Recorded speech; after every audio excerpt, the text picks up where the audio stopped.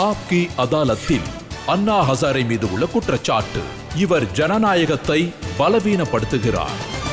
அண்ணா sir, அரசாங்கத்துல இருக்கிற பெரிய பெரிய அமைச்சர்கள் என்ன சொல்றாங்கன்னா, உங்க போராட்டத்தால ஜனநாயகம் பலவீனம் அடையுது, சட்டத்தை உருவாக்குற அதிகாரம் பார்லிமெண்ட்டுக்கு மட்டும்தான் இருக்கு, மக்கள் தேர்ந்தெடுத்த பிரதிநிதிகளோட அதிகாரத்தை நீங்க எப்படி கையில் எடுக்க முடியும்னு கேக்குறாங்க. பார்லிமெண்ட்டை விட மக்கள் தான் அரசாங்கங்கிறத மறந்துட்டாங்க. மக்கள் தங்களோட ரெப்ரசன்டேட்டிவ்ஸா ட்ரஸ்டீஸை நம்பி இவங்களை தேர்ந்தெடுத்து இவங்களை அனுப்பி வைக்கிறாங்க. அதே மக்கள் தான் இப்படிப்பட்ட சட்டமும் வேணும்னு சொல்றாங்க. அதுக்கேத்த மாதிரி தான் அரசாங்கம் சட்டத்தை உருவாக்கணும். இது மக்களோட பிரஷர்னு எடுத்துக்கலாம். மக்களுக்கு அதை சொல்ற உரிமை இல்லையா? நீங்க பலவீனமான சட்டத்தை கொண்டு வந்து அதுல என்ன பயன் இருக்கு சொல்லுங்க? ஆங்கிலேயர்கள் காலத்துல இருந்த பல வீக்கான சட்டத்தினாலதான் கரப்ஷன் இன்னும் அதிகமாயிட்டே போகுது.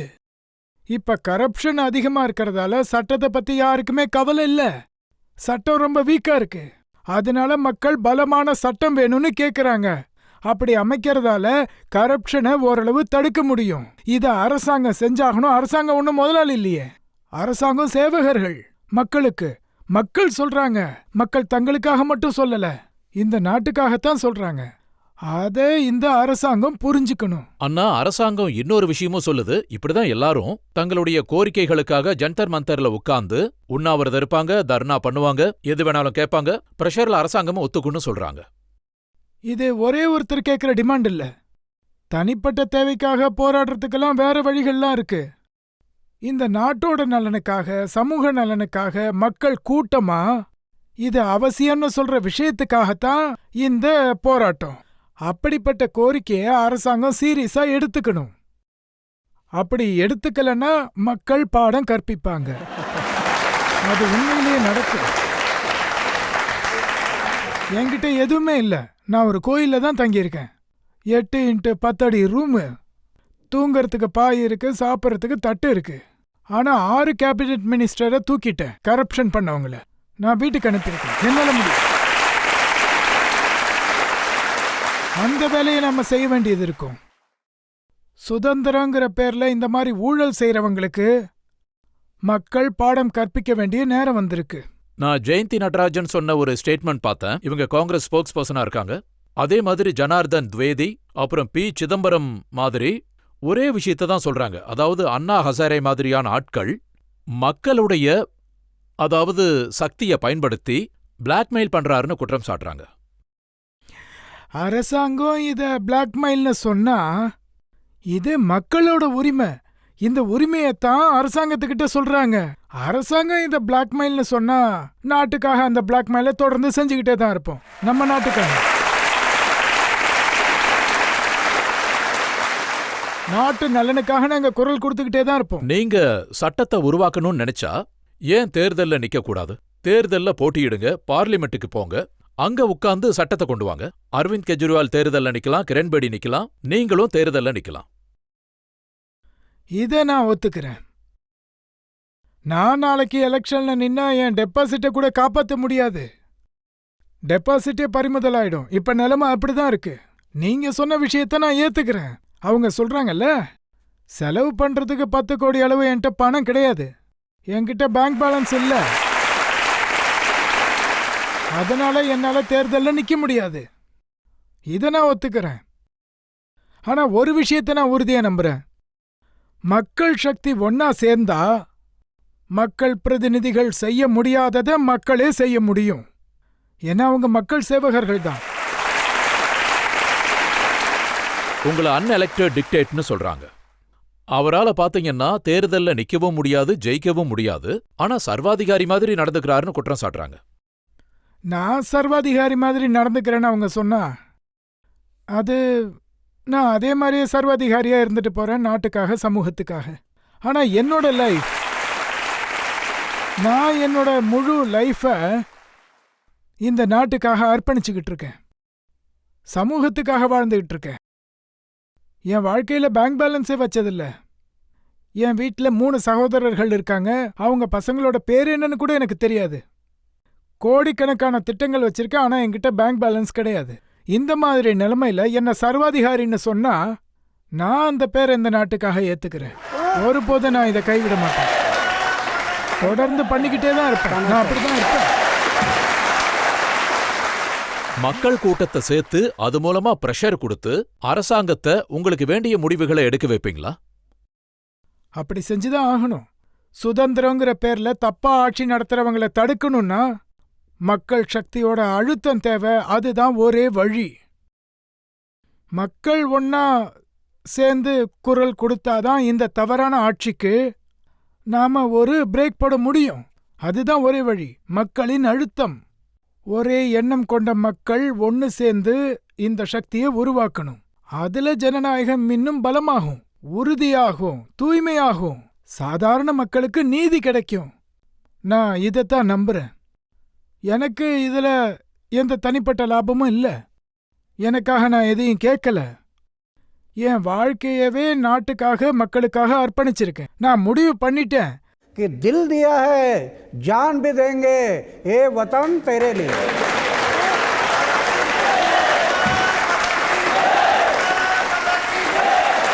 என் நாட்டுக்காக நான் என் உயிரையும் கொடுப்பேன். இதைத்தான் நான் முடிவு பண்ணியிருக்கேன். என் நாட்டுக்காக என் உயிரையும் கொடுப்பேன். இதுதான் என்னோட முடிவு. அதுக்காக நான் லத்தி அடி வாங்கவும் தயாரா இருக்கேன், ஜெயிலுக்கு போகவும் தயாரா இருக்கேன், சாகவும் தயாரா இருக்கேன்.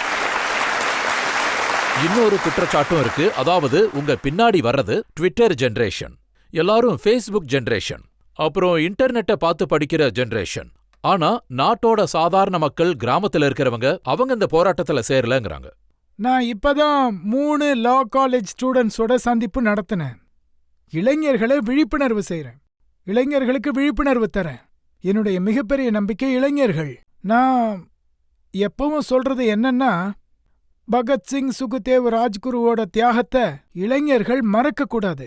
அத மனசோட இணைச்சு வச்சுக்கணும். தூக்கிலிட போறாங்கன்னு தெரிஞ்சிருந்தும், அந்த தூக்கு கயிறை பார்த்தும், 2 நிமிஷத்துல தூக்குன்னு தெரிஞ்சிருந்தும் கொஞ்சம் கூட அசராம அவர்களுடைய குரல் எழுந்தது. इंकलाब जिंदाबाद, वंदे मातरम, भारत माता की जय. ஆங்கிலேயர்களை பார்த்து இந்த ஜென்மத்துல மட்டும் இல்ல, அடுத்த ஜென்மத்திலயும் நாங்க தூக்கிலேற தயார்னு சொன்னாங்க. எதுக்காக? நம்ம நாட்டோட சுதந்திரத்துக்காக. லதா மங்கேஷ்கர் பாட்டு பாடியிருக்காங்கல்ல, ए मेरे वतन के लोगों, जरा आंख में भर लो पानी, जो शहीद हुए उनकी जरा याद करो कुर्बानी. वो कुर्बानी की याद. அந்த தியாகத்தை நாம எப்பவும் மறக்காம மனசுல வச்சிருக்கணும். நான் அப்படிதான் வச்சிருக்கேன். என் முன்னாடி இருக்கிற இந்த இளைஞர்களை எல்லாம் பார்க்கும்போது எனக்கு சுதந்திரத்தின் 2வது போராட்டத்துக்காக, சுதந்திரத்துக்காக ஒவ்வொருத்தரும் முன்னாடி வர்றதை பார்க்கும்போது, போராட்டத்துக்காக இந்த 74 வயசுல இன்னும் 2 அடி முன்னாடி போகிறதுக்கு எனக்கு தெம்பு கிடைக்குது இந்த இளைஞர்களை பார்க்கறப்ப. இந்த அண்ணா சார், காங்கிரஸ் பொதுத் தலைவர் திக்விஜய் சிங் அவருடைய ஒரு ஸ்டேட்மெண்ட்டை பார்க்க முடிஞ்சது. அவர் சொல்லியிருக்காரு, அண்ணாவுக்கு இப்போ 74 வயசாயிடுச்சு, இனிமே அவர் உண்ணாவிரதம் இருக்கக்கூடாதுன்னு சொல்றாரு.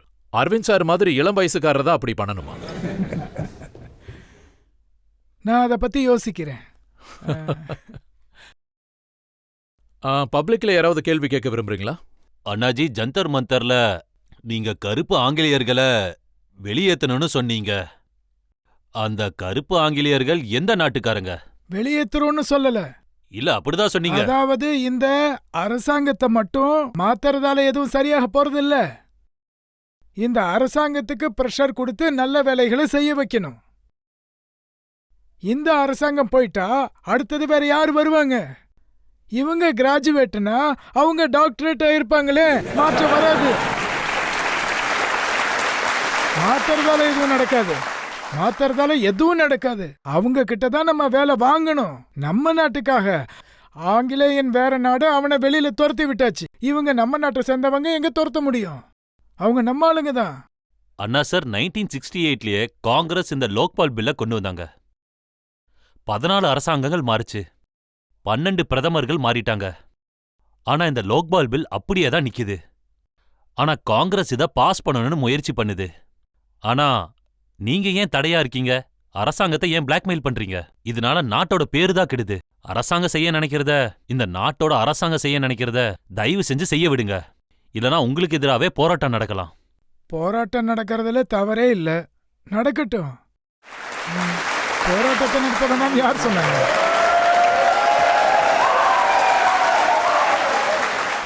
நாங்க யாருக்குமே தடையா இல்ல. காங்கிரஸ் ஆகட்டும், பிஜேபி ஆகட்டும், சிவசேனாவாகட்டும், எல்லாருமே நம்ம நாட்டு மக்கள் தானே.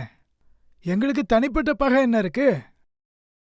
எங்களுக்கு யார் மேலேயும் தனிப்பட்ட சண்டைலாம் கிடையாது. எங்களுடைய விருப்பம் என்னன்னா, முதல்ல அந்த சட்டம் வரட்டும், அப்பதான் எங்களுக்கு தெரிய அவர் வரும். என்ன சொல்றாருன்னா, முதல்ல அந்த சட்டம் வரட்டும், அதுல ஏதாவது குறை இருந்தா அதை சரி பண்ண வைங்கன்னு சொல்றாரு. நீங்க முழுசா டிராஃப்டை ஸ்டடி பண்ணி பாருங்க. அரசாங்கம் தயார் பண்ணியிருக்கிற இந்த டிராஃப்ட் ரொம்பவே வீக்கா இருக்கு. அதனால கரப்ஷனுக்கு தடை ஏற்படாது. நாங்க சொல்றது ஒன்னே ஒண்ணுதான். அந்த டிராஃப்ட பத்தி டிஸ்கஷன் நடக்குது. அரசாங்கம் ஜாயின்ட் கமிட்டி உருவாக்கி இருக்கு. அந்த ஜாயின்ட் கமிட்டியை உருவாக்கி 3 மாசமா மீட்டிங்கும் நடந்துகிட்டு இருக்கு. அப்புறம் திடீர்னு இல்ல முடியாதுன்னு சொல்றாங்க. அப்போ இந்த ஜாயின்ட் கமிட்டியை எதுக்கு உருவாக்குனாங்க?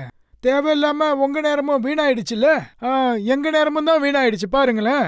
நாங்க செய்ய மாட்டோம்னு இது முன்னாடியே சொல்லியிருக்கலாமே. இது கொஞ்சம் கூட சரியில்லை.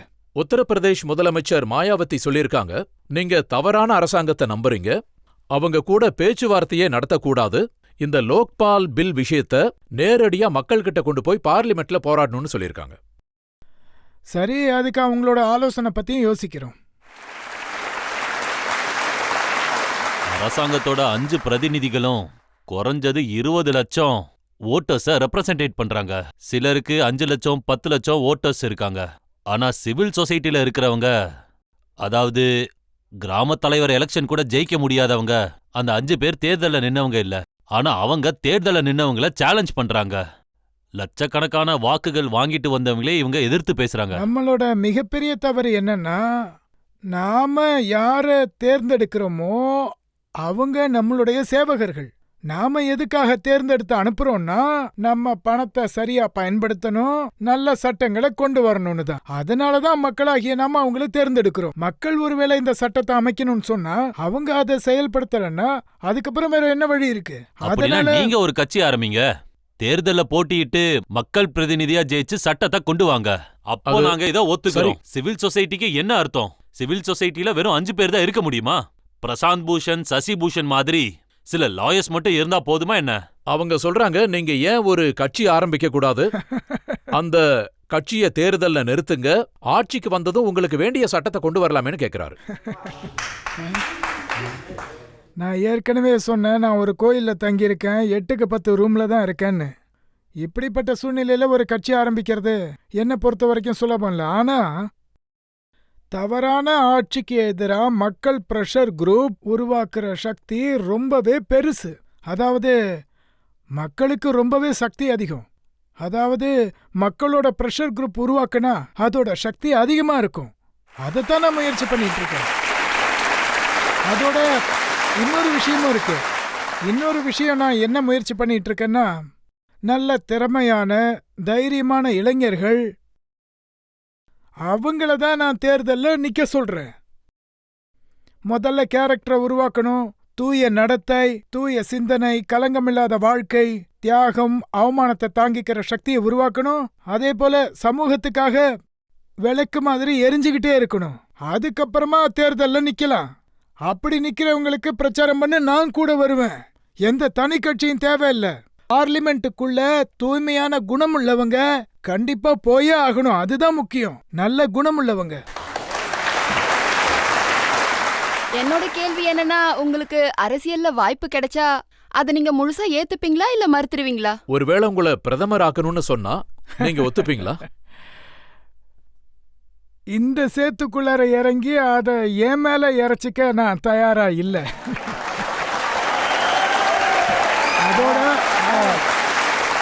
அதே மாதிரி எனக்கு பல வாய்ப்புகள் வந்தது. எம்எல்ஏக்கு, எம்பிக்குன்னு பல வாய்ப்புகள் வந்தது. நான் அந்த சேத்துக்குள்ள வர விரும்பலன்னு சொல்லிட்டேன். இப்போ நிறைய தவறான கேள்விகள் எழும்புது.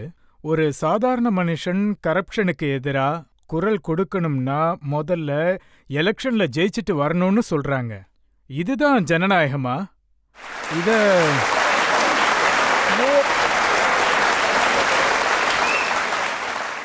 ஒரு கரப்டான ஆளுங்க ஒரு தப்பான டிபேட்டை ஆரம்பிச்சிட்டாங்க. நீங்க கரப்ஷனுக்கு எதிராக செயல்படணும்னா முதல்ல ஜெயிச்சிட்டு வாங்கன்னு சொல்றாங்க. நம்மளோட டாக்ஸ், நான் டாக்ஸ் கட்டுறேன், இவரு டாக்ஸ் கட்டுறாரு, அந்த டாக்ஸ் பணத்தை அவங்க திருடுறாங்க. எங்களுக்கு எதிராக பேசணும்னா முதல்ல ஜெயிச்சிட்டு வான்னு சொல்றாங்க. இது எந்த விதத்துல நியாயம்? அதாவது நாங்க எதிர்த்து குரல் கொடுக்க விரும்புறோம், அதுதான் எதிர்பார்க்கிறோம். நாங்க தேர்தல் போக விரும்பல, நாங்களும் சாதாரண மனிதர்கள் மாதிரி இருக்க விரும்புறோம். இதுல என்ன தப்பு இருக்கு? ஒருவேளை நான் மினிஸ்டரா இருந்தா ரைட் டு இன்ஃபர்மேஷன் மாதிரி ஒரு சட்டத்தை என்னால கொண்டு வர முடியும். இன்னைக்கு நான் வெளியில இருக்கிறதால தொடர்ந்து 10 வருஷமா அதுக்காக நான் போராட முடியுது. ஒன்னு சாதிக்கணும் இல்ல போராடணும்னு முடிவு பண்ணியாச்சு. அதுக்கப்புறம் அரசாங்கமே பிரசிடென்ட் கிட்ட சைன் வாங்கி இந்த சட்டத்தை கொண்டு வர நிலைமை ஏற்பட்டுச்சு. அரசியலுக்கு உள்ள இல்லாம வெளியில இருந்தாதான் இதெல்லாம் செய்ய முடியும். காங்கிரஸ் கட்சியுடைய மீடியா இன்சார்ஜ் ஜனார்தன் துவேதி என்ன சொல்லியிருக்காருன்னா, ஜனநாயகத்துக்கு ஒரு நடைமுறை இருக்கு, மக்களுடைய விருப்பத்தை தெரிஞ்சுக்க ஒரு கான்ஸ்டிடியூஷனல் ப்ராசஸ் இருக்கு, அத பார்லிமெண்ட்டும் சட்டமன்றமும் ரெப்ரசன்ட் பண்ணுது. அதனால சட்டம் உருவாக்குற விஷயத்துல பார்லிமெண்டோட சுப்ரீமசிய கேள்வி கேட்க கூடாதுன்னு சொல்றாரு. அப்படி சொன்னா இது ஜனநாயகத்தோட கழுத்தை அறுக்கிற மாதிரி ஆயிடுமே. ஐயா, நீங்க சொல்றதும் சரிதான். இன்னொரு முக்கியமான விஷயம் என்னன்னா, நீங்க பார்லிமெண்டரி டெமோக்ரஸியை பத்தி பேசுறீங்க. அதாவது பார்லிமெண்ட்ல இந்த 62 வருஷத்துல யாருமே ஒரு விஷயத்தை முழுமையா ஒதுக்கலன்னு தான் நான் சொல்லுவேன். அதாவது டெல்லி பார்லிமெண்ட்டை விடவும் சட்டமன்றங்களை விடவும் மேலானது கிராமத்து சட்டசபை. ஏன்னா கிராம சபையை யாரும் சட்டம் எழுதி உருவாக்கல, இந்த பார்லிமெண்ட்டும் அசம்பிளியும் மக்களால தான் உருவாச்சு. இவங்க தான் எம்எல்ஏ எம்பிக்களை தேர்ந்தெடுக்கிறாங்க. அதனால தான் இந்த 2 சபைகளும் உருவாச்சு. ஆனா மக்களோட சபை தான் ரொம்ப பெருசு. ஆனா யாரும் இத பத்தி பேசுறதே கிடையாது. நான் கேக்குறது ஒரே ஒரு விஷயம்தான். பார்லிமெண்ட்ல தப்பு நடந்தா இந்த நாட்டோட மக்களுக்கு அதுக்கு எதிராக குரல் கொடுக்க உரிமை இருக்கணுமா கூடாதா? அதே மாதிரி லோக்பால்ல தப்பு நடந்தா அதுக்கு எதிராகவும் குரல் கொடுப்போம். லோக்பால் தப்பு செஞ்சா அதை கேள்வி கேட்க மாட்டோம்னு எப்படி நீங்க நினைக்கிறீங்க? அதுக்கு எதிராகவும் குரல் கொடுப்போம். நான் என்ன சொல்ல வரேன்னா, பார்லிமெண்ட் தான் சுப்ரீம், பார்லிமெண்ட் தான் சுப்ரீம்னு ஒரு கதையை கட்டி விடுறாங்க. அது சுப்ரீம் கிடையாது.